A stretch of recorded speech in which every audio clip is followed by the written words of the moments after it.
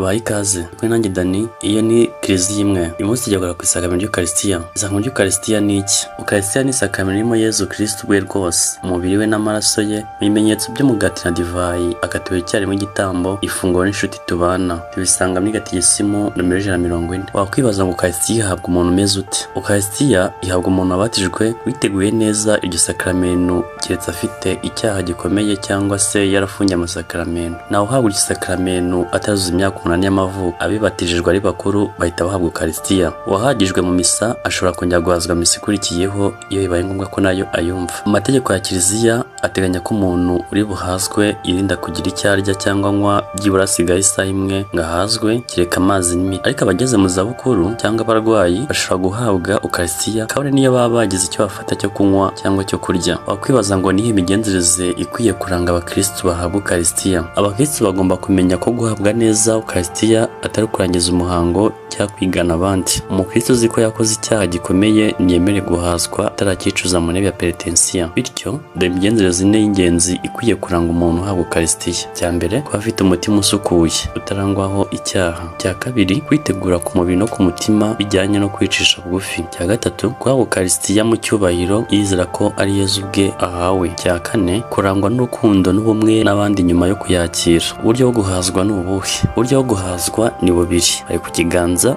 no ku rurimi. Ubu buryo bwombi burareshya. Umuntu ashobora guhazwa ahagaze cyangwa apfukamye, ariko ku buryo nawe ukwiye kwibwira ko by'ubunubu ari bwo bwonyine bwubaha Yezu kurusha ubundi. Wakwibaza ngo ese guhazwa umubiri n'amaraso bya Kristo icyarimwe biremeye ku mukristo? Yego biremewe, ariko aho bishoboka. Urugero ni nk'abagena misa yabo yo gukingirwa, hari umwiherero, abahimbaza Bibiliya yabo n'abandi bari ahantu bakeya. Amategeko ya liturujia ateganya ko uburyo bubiri bushobora gukoreshwa mu guhazwa umubiri n'amaraso byombi, ari ukunywera ku nkongoro cyangwa se gukoza hostia mu nkongoro. Ariko ubwinshi bw'abakristo bukaba butatwemerera bose guhazwa umubiri n'amaraso bya Kristo icyarimwe. Gusa rero ni ngombwa cyane kumva ko igihe uha umubiri wa Kristo uhawe Kristo ku buryo bwuzuye. Umukristo akumva ko kudahazwa ku nkongoro atari uguhazwa igice. Ni ikihe cyubahiro umukristo akwiye kugenera Ukaristiya? Buri mukristo agomba kubaha Ukaristiya ntagatifu, kwihabwa kenshi kandi neza, kuba adafite icyaha gikomeye. Buri mukristo kandi agomba kubaha ibintu bitagatifu bijyana n'iryo sakramento, inkongoro y'Imana akayigira isuku, kubaha tabernacle, impezo z'Ukaristiya, altari, karisi n'ibindi. Umuntu utinyuka kujugunya Ukaristiya cyangwa kuyiba ngo ajye kuyonona abakoze icyaha gikomeye cyane cyo mu rwego rwa sakirirego. Kugenza gutyo bituma abayifungiye amasakramento. Icyo cyaha gikizwa na absolution iturutse kwa musenyeri cyangwa kwa papa.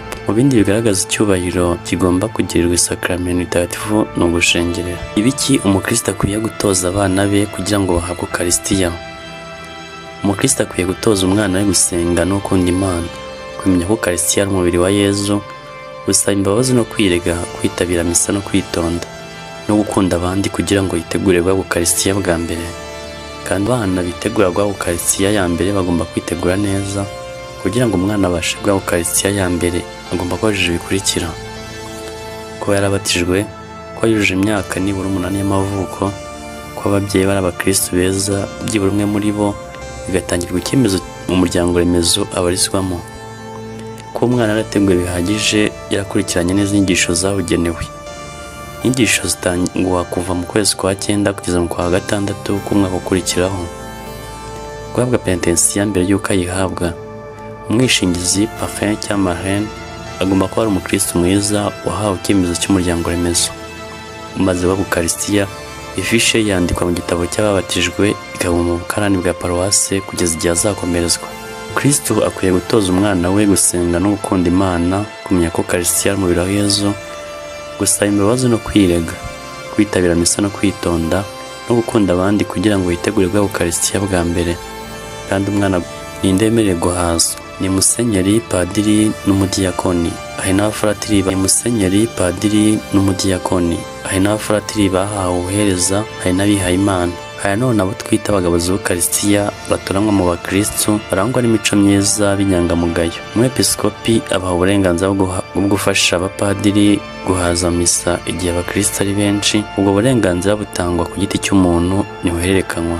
abagabuzi b'ukarisitiya bamarana ubwo burenganzira igihe cy'imyaka 3. Nyuma yaho ishobora kongerwa, ariko mu gihe umugabuzi w'ukarisitiya atitwara neza, padiri mukuru ashobora kumuhagarika nta gutegereza ko manda irangira. Abagabuzi b'ukarisitiya bagomba gutegurwa bihagije. Mu gihe bakora uwo murimo bagomba kurangwa n'isuku ku mubiri no ku myambaro. Bagomba gukaraba mbere yo gutanga ukarisitiya. Igihe abakristo baririmba dawe uri mu ijuru mu misa, abagabuzi b'ukarisitiya bajya mu isakaramentu gukaraba bakagaruka berekeza kuri alitari. Uretse abagabuzi b'ukarisitiya bahoraho, buri mupadiri yemerewe mu bihe bidasanzwe gushyiraho by'igihe gito ako kanya umukristo w'inyangamugayo ngo amufashe guhaza mu misa irimo abantu benshi kandi padiri ari umwe. Ubwo bubasha bwo guhaza burangira n'uwo munsi. Murakoze, mugire amahoro y'Imana.